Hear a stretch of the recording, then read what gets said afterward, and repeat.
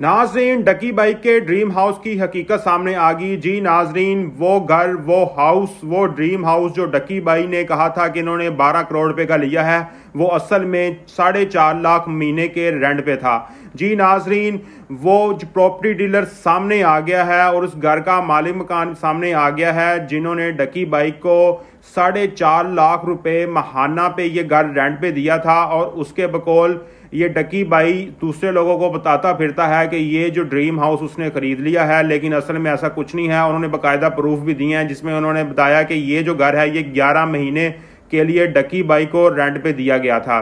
और इसने बाद में अपने दोस्तों को बुलाकर ये कहना शुरू कर दिया कि ये ड्रीम हाउस जो है वो मेरा है और मैंने 12 करोड़ रुपए का खरीदा है। और उन्होंने कहा कि अगर ये तुम्हारा है, ये ड्रीम हाउस वो होता है जिसको आप अपने पैसों से खरीदते हैं, ना कि किराए पे लेके आप लोगों को बताते फिरते हैं।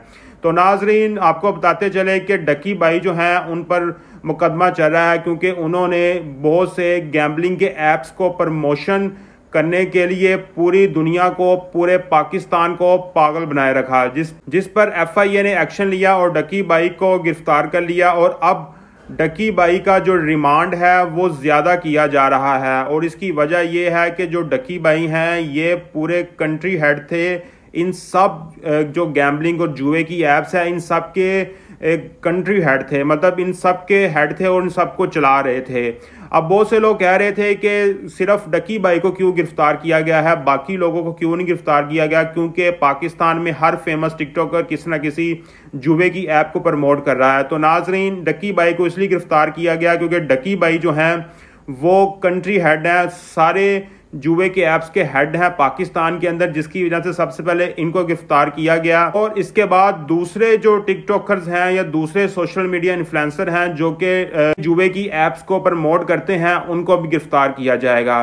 और जैसा कि आप जानते हैं कि ये जो जितने भी इन्फ्लुएंसर्स होते हैं, इनको करोड़ और डिफरेंट लाखों रुपए देकर वीडियोस बना ली जाती हैं। और क्योंकि ये लोग इतने फेमस होते हैं कि इन्हें बहुत सारी आवाम देख रही होती है, तो उन से इम्प्रेस होकर आवाम इन ऐप्स को डाउनलोड कर लेती है और इन पर पैसा लगाना शुरू कर देती है।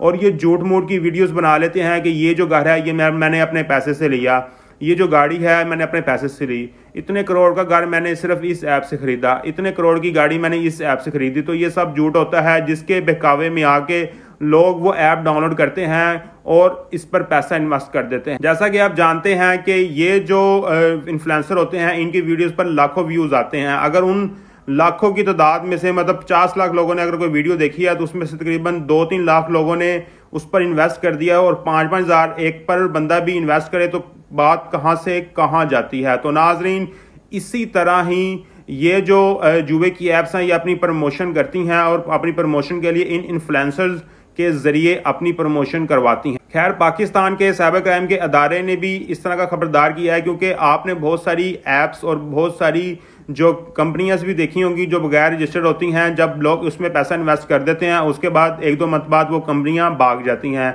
और वो कंपनियां पाकिस्तान के FBI से रजिस्टर भी नहीं होती हैं। तो जिसकी वजह से ना तो आप उनके खिलाफ कोई केस कर सकते हैं, क्योंकि वो कंपनी तो रजिस्टर थी नहीं, और आप भी फजूल के अंदर रगड़े जाते हैं। तो नाजरीन, किसी चीज़ में पैसा लगाने से पहले या जुआ लगाने से पहले 100 दफ़ा सोचें, और बल्कि जुआ तो लगाए ही ना, जो हराम चीज़ है उससे हमेशा दूर रहें।